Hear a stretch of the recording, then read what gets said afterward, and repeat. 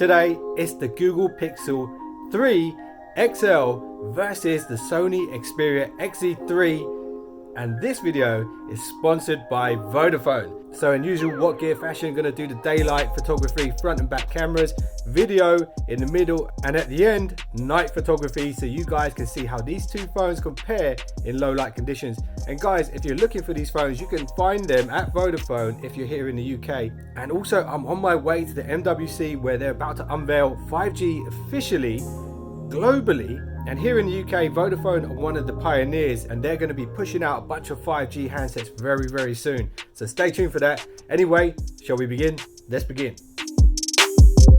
So here's the first photo, and yes, it's Matt Murdock, the Daredevil, attorney by day, vigilante by night. And this was shot on the rear cameras in portrait mode, and here you can see a real difference in the brightness of the picture. On the left hand side, a much brighter picture, brighter highlights reflecting off Daredevil's arm and face. On the right hand side, a much darker picture, deeper colours, and maybe a slightly blurrier background.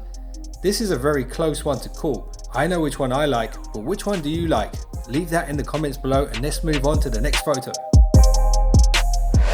So here's a photo shot in broad daylight, and I chose this because there was a good amount of colours and also a good amount of detail. So you can see a real difference again. The brightness is on the side of the XZ3. The depth of colour is probably on the side of the Google Pixel 3 XL. When it comes to detail, it's very closely matched. It's a really tough one to call, and once again, I know which one I like better, but I want to know what you guys think about this. So leave a one-word comment on picture 2. So here's a selfie photo taken on both the phones. And I actually had to crop in these photos so I could get them both on screen. The reality is the XZ3 has a much wider lens on the front, so it was picking up much more detail either side of me. And you can see the Pixel XL3 is slightly more zoomed in. It's due to the different lenses that the two cameras are using. But when it comes to skin tones and overall detail and color quality, which one's better in your opinion? One thing I noticed straight away when I saw these two photos is on the XZ3, right in the background, there's a lot of detail missing. There's actually a building back there with a tree in front of it, and you can hardly see it at all on the XZ3. But with that said, I feel like the skin tones might be a little bit better there on the XZ3. So anyway, let me know which one you like, and now let's move on to the video tests.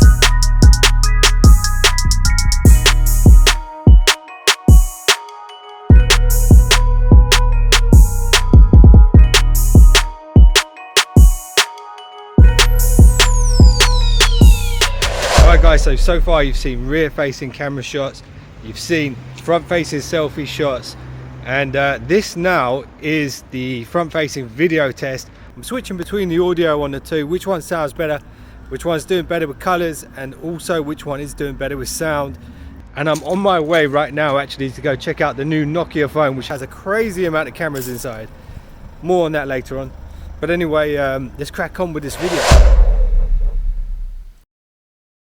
So this is the low light selfie segment of the video. Right now what you're seeing is the Google Pixel 3 XL.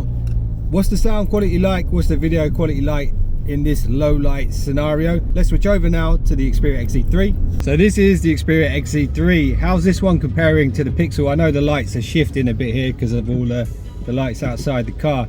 But what's the audio difference like? Can you see more details in the shadows or not? And now let's move on to some night photography. And don't forget, use the polls up in the corner, let everyone know what you're thinking. So I took these night shots before I left for the MWC in Barcelona, and this is in Hackney Wick, London, East London to be more precise.